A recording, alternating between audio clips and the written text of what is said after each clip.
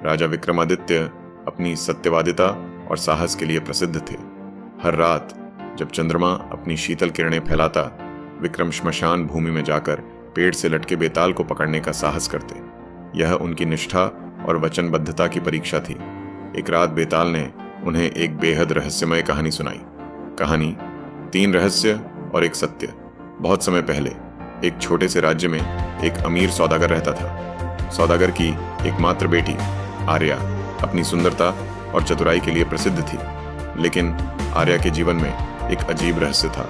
उसके विवाह के दिन हर बार उसके होने वाले पति की मृत्यु हो जाती। 4 बार यह घटना हुई और चौथी बार के बाद राज्य में इसे भ्रम का शाप कहा जाने लगा। सौदागर इस घटना से बेहद परेशान था। उसने अपनी बेटी के विवाह के लिए पूरे राज्य में घोषणा कर दी कि जो भी इस रहस्य को सुलझाएगा और आर्या से विवाह करेगा, उसे आधा राज्य दिया जाएगा। 3 योद्धाओं का आगमन। इस चुनौती को स्वीकार करने 3 योद्धा आए। धीरेंद्र, जो अपनी तलवारबाजी के लिए प्रसिद्ध था। सत्यजित, जो ज्ञान और तर्क के धनी थे। वरुण, जो अपने गुप्त जादुई शक्तियों के लिए जाना जाता था।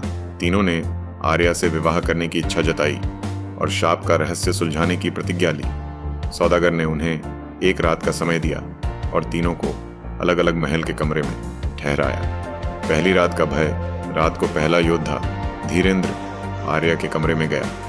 आधी रात को उसने एक अजीब सी आवाज सुनी। एक अदृश्य शक्ति उसे गला दबाकर मारने की कोशिश कर रही थी। जैसे ही उसने अपनी तलवार निकाली, शक्ति गायब हो गई। अगली सुबह धीरेंद्र ने डरकर यह चुनौती छोड़ दी। दूसरी रात का रहस्य।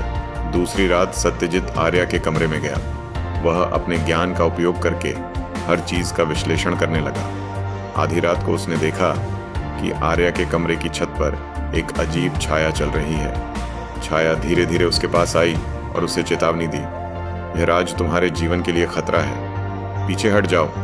सत्यजित ने इसे एक भ्रम मानकर नजरअंदाज कर दिया, लेकिन सुबह होते होते वह मृत पाया गया। तीसरी रात का जादू। तीसरी रात वरुण आर्या के कमरे में गया। उसके पास एक जादुई अमुलेट था जो अदृश्य शक्तियों को पकड़ सकता था। आधी रात को वही छाया प्रकट हुई और आर्या को मारने की कोशिश करने लगी। वरुण ने तुरंत अपने अमुलेट से छाया को पकड़ लिया। छाया ने चीखते हुए कहा, मुझे मुक्त करो वरना तुम्हारी भी मौत होगी। वरुण ने छाया से पूछा, तुम कौन हो और यह सब क्यों कर रही हो? छाया ने उत्तर दिया, मैं इस महल के पुराने राजा की आत्मा हूं। मेरी मौत धोखे से हुई थी और मेरा बदला पूरा होने तक मैं यहां शाप बनकर रहूंगी। विक्रम का सवाल यहां तक कहानी सुनाने के बाद बेताल रुक गया। उसने विक्रम से पूछा, राजा बताओ, वरुण को उस आत्मा से क्या करना चाहिए था? क्या उसे आत्मा को मुक्त करना चाहिए था या अपनी जान बचानी चाहिए थी?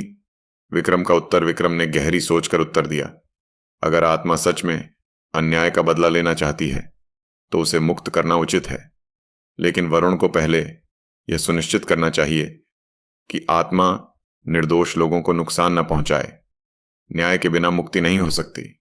बेताल जोर से हंसा और बोला, तुमने सही उत्तर दिया, लेकिन तुम्हारे उत्तर के साथ मैं फिर से उड़ रहा हूं।